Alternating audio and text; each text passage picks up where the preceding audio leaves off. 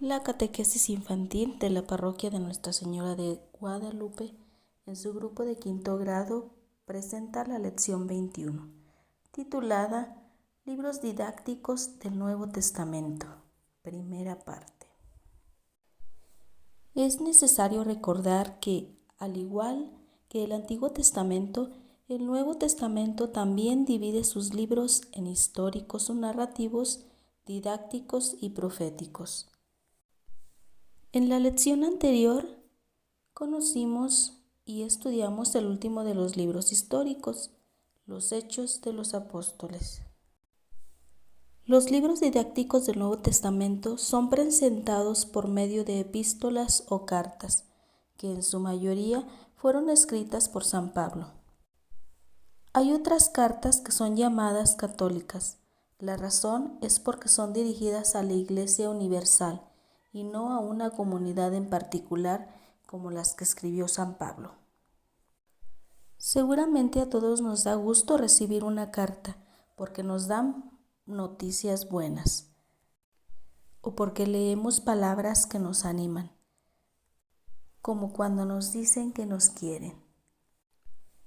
Hoy nos damos cuenta que cuando San Pablo escribió sus cartas, lo hizo con la finalidad de mantener contacto con las nuevas comunidades cristianas que iban apareciendo y con sus responsables. Otras las dirige a personas particulares. Generalmente sus cartas constan de 3 partes. 1. Introducción. Nombre del autor, destinatario y saludo. 2. Cuerpo de la carta, contenido doctrinal y contenido moral. Esto último es la aplicación de la doctrina a las necesidades espirituales de los fieles. Y la tercera parte, que es la conclusión, son los saludos finales y bendiciones. Carta a los Romanos. San Pablo escribe a la comunidad de Roma debido a un problema. Los judíos cristianos que vivían en esta ciudad pretendían imponer a todos la obligación de observar la ley de Moisés y les decían que solamente mediante su práctica se podían salvar. En su carta les demuestra que el único que puede salvar es Dios, y que Él salva no solo a los judíos, sino también por medio de Jesucristo a toda la humanidad lastimada por el pecado. A los fieles de Corinto les escribe 2 cartas. Situación de Corinto: mucha riqueza, mezcla de razas y religiones y por ello el lucro y la inmoralidad. Además, había división entre ellos, provocada por los diferentes predicadores. Primera carta a los fieles de Corinto. Debido a esta situación que se daba, esta carta tiene como objetivo principal hacerles entender que el único líder es Cristo y que solo a sus enseñanzas deben atender. Capítulo 1, versículo del 1 al 9. Algunos temas importantes son la institución de la Eucaristía, en capítulo 11, versículo del 17 al 37. Los cristianos formamos un solo cuerpo, cada miembro tiene su propia tarea, pero todos son indispensables, en capítulo 12, versículo del 4 al 31. Y el amor cristiano, capítulo 13, versículo del 1 al 13. La segunda carta a los fieles de Corinto. Esta tiene 3 apartados. Número 1. Recordar las injurias que recibió de algunos corintios y su deseo de que esto no se vuelva a repetir, en capítulo 2, versículo del 1 al 10. Número 2. Agradece la ayuda económica que la Iglesia de Corinto envió a los cristianos de Jerusalén. Los instruye sobre la solidaridad. Capítulo 8, versículo del 1 al 15. Número 3. Defiende con ardor la autenticidad de su ministerio cuando le piden cuenta del origen de su vocación. San Pablo reconoce sus fallas, pero asegura haber recibido siempre la gracia del Señor, en capítulo 2. Carta a los habitantes de Galacia. Esta ciudad estaba ubicada en lo que actualmente es Turquía. Aquí pone de manifiesto la libertad cristiana, pues los judíos cristianos tratan de imponer a los cristianos de Galacia la obligación de observar la ley mosaica.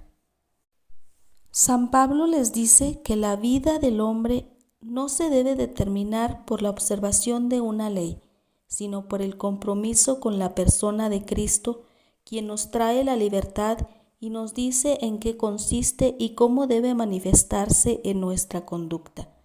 En capítulo 5, versículo del 13 al 25. Carta a los cristianos de Colosas. Era una ciudad de Frigia, Asia Menor. Situación de Colosas. Los judíos y paganos influían en los cristianos cuando daban importancia a prácticas judías y a las fuerzas cósmicas y señalaban a los ángeles como intermediarios entre Dios y los hombres y no a Cristo.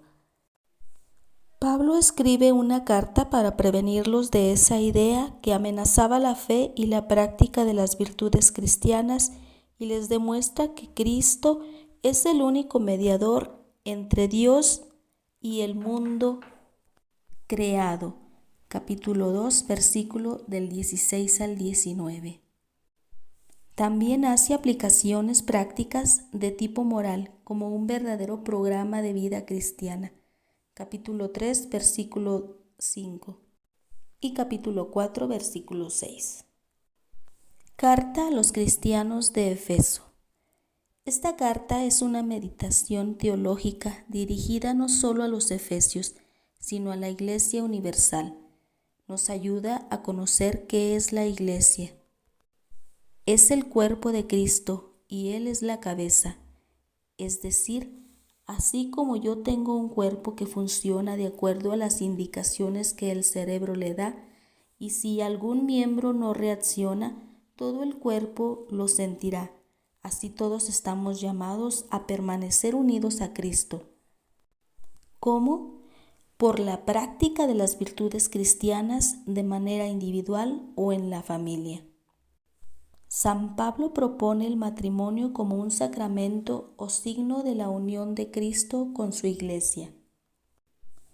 Carta a los cristianos de la ciudad de Filipos. Filipos fue la primera iglesia que Pablo fundó en Europa. Fue su comunidad predilecta. La llamaba su gozo y su corona. Capítulo 4, versículo 1. Escribe la carta estando prisionero en Roma. Les agradece la ayuda económica que le enviaron y les muestra una atención especial, ya que ha sido la comunidad más fiel al Evangelio de Cristo. La carta es una conversión afectuosa de un padre con sus hijos muy queridos. Les da también noticias sobre su persona. Por ejemplo, que para él Cristo es todo y lo demás es basura. Capítulo 3, versículo 8. Les anima a perseverar en la fe y a vivir en unidad, en humildad, y a que sepan identificar a los verdaderos evangelizadores. Capítulo 1, versículo 21. A los cristianos de Tesalónica les escribió 2 cartas. Tesalónica, capital de Macedonia, era una ciudad comercial y el paso de muchos pensadores y predicadores de distintas religiones. Pablo inicia ahí la predicación del Evangelio y logra formar un pequeño grupo, pero el que haya logrado convertir a algunos judíos y a muchos paganos incrédulos encendió el odio de los judíos hasta obligarlo a huir de ahí sin instruir convenientemente a los nuevos cristianos. Por eso les escribe 2 cartas, para decirles que se alegra de su perseverancia y para seguirlos animando.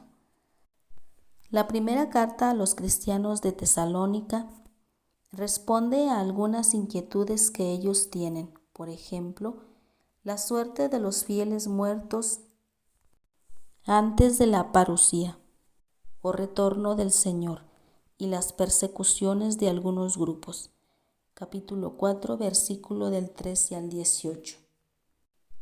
La segunda carta a los cristianos de Tesalónica. Una de las preocupaciones y dudas de los tesalonicenses era respecto a la venida de Cristo, que al crearla próxima pensaban que ya no serían perseguidos y podrían vivir tranquilos e inactivos mientras Jesús llegaba. San Pablo les explica que la proximidad de la venida de Cristo no es de tiempo, sino una llamada a vigilar el comportamiento. Las persecuciones seguirán llegando, por eso los invita a tener ánimo y valor. Actividad para la semana. Número 1. Contesta la página 75 y 76 de tu Catecismo de quinto grado. 2. Participa de la misa dominical. Haz tu reflexión del Evangelio y anótala en tu libreta de notas. Número 3. Iniciará el mes de junio, mes dedicado al Sagrado Corazón.